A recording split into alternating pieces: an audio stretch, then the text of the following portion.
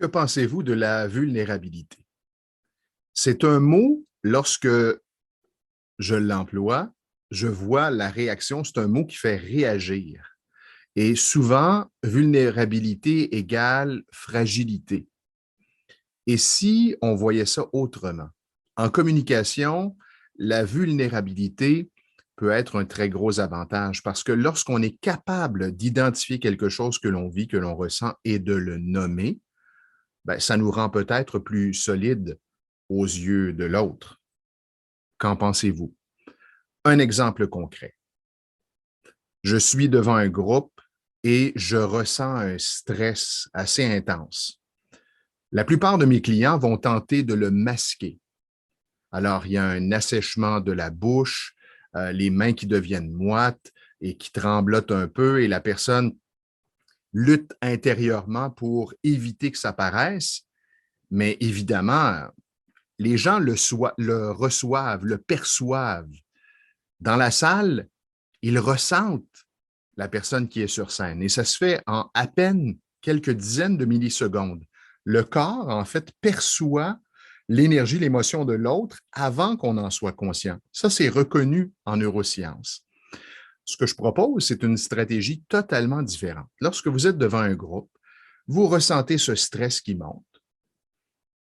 Vous affichez un léger sourire, vous respirez, vous regardez les gens, vous faites une pause et vous dites, vous savez, en ce moment, là, je me sens un peu comme un chevreuil qui traverse l'autoroute en pleine nuit et qui voit les phares d'une voiture. Alors, j'espère que ça va passer et surtout, j'espère que vous n'êtes pas des chasseurs de chevreuils.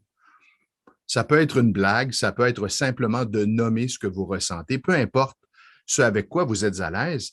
Une chose est certaine, le fait de le nommer vous en libère en partie et vous avouez comment vous vous sentez, donc votre vulnérabilité, et les autres vont accueillir ça et vont se dire, wow, il va se passer quelque chose intérieurement chez les autres qui vont soit réagir en riant de votre blague ou simplement en vous réconfortant, en faisant en sorte que vous vous sentiez plus à l'aise.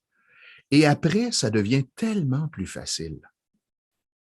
Je me souviens justement d'une cliente qui occupait un poste de scientifique dans une grande organisation qui avait une présentation à faire devant plus de 500 personnes. Elle était terrorisée à l'idée de présenter devant ce groupe. Elle n'en dormait plus. Et je lui ai fait cette suggestion de commencer sa présentation avec une image PowerPoint. C'était un dessin animé d'un chevreuil qui a les yeux exorbités en voyant une voiture s'approcher sur lui.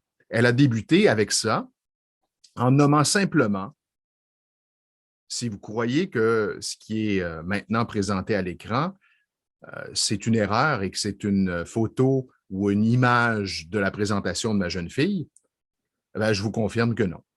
Ça fait partie de ma présentation. Pourquoi il y a cette image? Parce que c'est exactement comment je me sens en ce moment devant vous. Tout le monde a ri et elle m'a dit ça a été comme magique. Après, c'était plus facile. On dirait que c'est comme la glace avait fondu. Je me suis rapproché des gens et je me suis laissé aller. Ben oui, parce qu'en nommant ce qui vous rend inconfortable, comme je le disais, c'est comme si vous vous en libériez en quelque sorte. Et il y a une connexion qui se crée avec les autres. On est des humains, on n'est pas des machines, on n'est pas parfait. Pourquoi est-ce qu'on ne le reconnaît pas? Pourquoi est-ce qu'on veut toujours ou souvent avoir l'air solide, confiant, inébranlable et à la limite insensible? Parce que je parle souvent des émotions dans mes capsules. On est des êtres d'émotions. C'est encore tabou aujourd'hui. Alors, je vous suggère, la prochaine fois, là, on parle de présentation publique, je vous suggère de l'appliquer dans votre quotidien. Si, par exemple, vous discutez avec quelqu'un et qu'éventuellement, vous sentez un malaise se placer dans la discussion, vous pouvez simplement le nommer. Je ne sais pas pourquoi, mais je me sens plus ou moins confortable avec le sujet qu'on aborde aujourd'hui. Je trouve que c'est délicat. Je ne voudrais pas briser notre relation. Alors, je préfère ne pas trop m'avancer parce que ma pensée n'est pas tout à fait claire à ce sujet. le fait de le nommer, l'autre, va sans doute vous accueillir et va comprendre la situation et vous allez continuer à discuter soit de ce sujet ou d'un autre sujet, mais il y a une dynamique qui va se changer dans l'échange.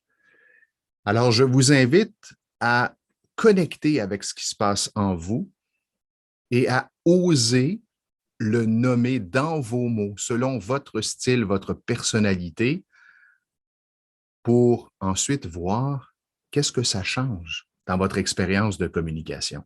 Et n'hésitez pas à m'écrire pour me faire part de votre témoignage ou de vos questions.